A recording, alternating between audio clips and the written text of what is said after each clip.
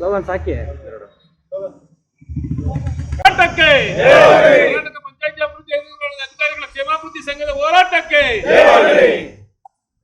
ಬೇಕೇ ಬೇಕು ಬೇಕೇ ಬೇಕು ಧಿಕ್ಕಾರ ಧಿಕ್ಕಾರ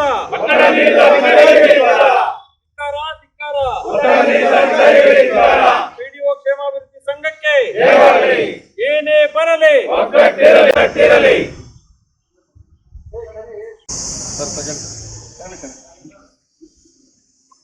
ಸ್ವಲ್ಪ ಹಿಂದೆ ಬಂದ್ಬೋಣ ಬರೀ ಫೋಟೋ ಹೊಡಿ.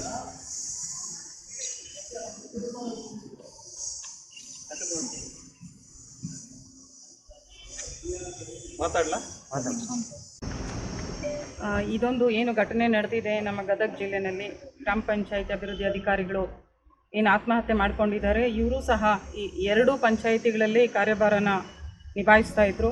ಸೊ ಇದು ಎಲ್ರಿಗೂ ಮೇಲ್ನೋಟಕ್ಕೆ ಎಲ್ರಿಗೂ ಗೊತ್ತಿದೆ, ಇದು ಕಾರ್ಯದ ಒತ್ತಡದಿಂದ ಆಗಿರುವಂಥದ್ದು. ಇದಲ್ಲದೇ ಗ್ರಾಮ ಪಂಚಾಯತಿ ಪಿಡಿಒಗಳ ಮೇಲೆ ಇಲ್ಲ ಸಲ್ಲದ ಆರೋಪಗಳು ಮಾಡಿ ಮಾತು ಬಂದರೆ ಲೋಕಾಯುಕ್ತದಲ್ಲಿ ಇದು ಪ್ರಕರಣಗಳು ದಾಖಲಾಗೋದು, ಸಣ್ಣ ಸಣ್ಣ ಯಾವುದು ಅರ್ಜಿಗಳು ಹೋಗುತ್ತೆ, ಸಣ್ಣ ಅರ್ಜಿಗಳು ನಮ್ಮಲ್ಲಿ ಕುಂದುಕೊರತೆ ಅಹವಾಲು ಸಮಿತಿಗಳಿದ್ದರೂ ಸಹ ಇಲ್ಲಿ ಯಾವುದೇ ಅರ್ಜಿಗಳನ್ನ ಪರಿಗಣಿಸದೆ ಎಲ್ಲ ಲೋಕಾಯುಕ್ತ ಅರ್ಜಿಗಳು ದಾಖಲಾಗ್ತಾ ಇರೋದು ಮತ್ತು ಪ್ರಕರಣಗಳು ದಾಖಲಾಗ್ತಾ ಇರೋದು. ಮತ್ತು ಅವ್ರಿಗೆ ವಾರಕ್ಕೊಮ್ಮೆ ಹಿಯರಿಂಗು ಲೋಕಾಯುಕ್ತದಲ್ಲಿ ಕರೆಯೋದು. ಅವ್ರು ಗದಗ ಜಿಲ್ಲೆಯಿಂದ ಲೋಕಾಯುಕ್ತಕ್ಕೆ ಪ್ರಕರಣಕ್ಕೆ ಬೆಂಗಳೂರಿಗೆ ಬರ್ತಾಯಿದ್ರು.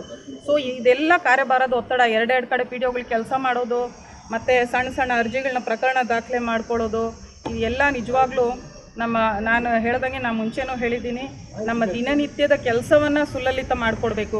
ನಮ್ಮ ಅಧಿಕಾರಿಗಳೇನಿದ್ದಾರೆ ನಮಗೆ ಒಂದು ಮುಕ್ತವಾದ ವಾತಾವರಣ ಕಲ್ಪಿಸ್ಕೊಡ್ಬೇಕಾಗುತ್ತೆ.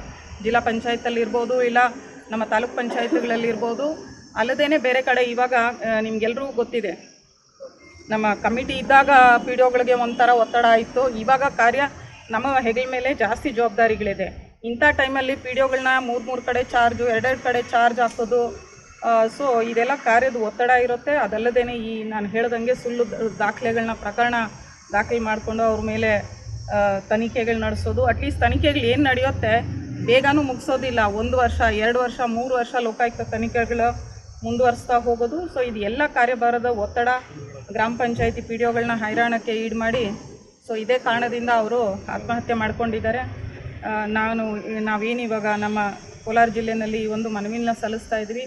ಅಧಿಕಾರಿಗಳ ಮುಖಾಂತರ ನಮ್ಮ ಅಡ್ಮಿನಿಸ್ಟ್ರೇಷನ್ಗೆ ಇದೇ ತಿಳಿಸೋದು, ಯಾವ ಕಡೆ ಆದರೂ ಯಾವುದೇ ಜಿಲ್ಲೆನಲ್ಲಾಗಲಿ ಎಲ್ಲ ಜಿಲ್ಲೆಗಳಲ್ಲೂ ನಮ್ಮ ಪಿ ಡಿ ಒಗಳ ವ್ಯವಸ್ಥೆ ಹಿಂಗೆ ಇದೆ. ಸೊ ಅಧಿಕಾರಿಗಳು ಮತ್ತು ನಮ್ಮ ಕಾರ್ಯಾಂಗ, ಶಾಸಕಾಂಗ ಎಲ್ಲ ಎತ್ತೆಚ್ಚಿಕೊಂಡು ಗ್ರಾಮ ಪಂಚಾಯತಿ ಅಭಿವೃದ್ಧಿ ಅಧಿಕಾರಿಗಳೇ ಒಂದು ಮುಕ್ತವಾದ ವಾತಾವರಣ ಕಲ್ಪಿಸ್ಕೊಟ್ಟು ಜನಗಳ ಸೇವೆ ಮಾಡೋಕ್ಕೆ ನಮಗೆ ಒಂದು ಎನ್ವಿರಾನ್ಮೆಂಟ್ ಕಲಿಸ್ಕೊಡ್ಬೇಕು ಅಂತ ನಾನು ವಿನಂತಿ ಮಾಡ್ಕೊಳ್ತಾ ಇದ್ದೀನಿ.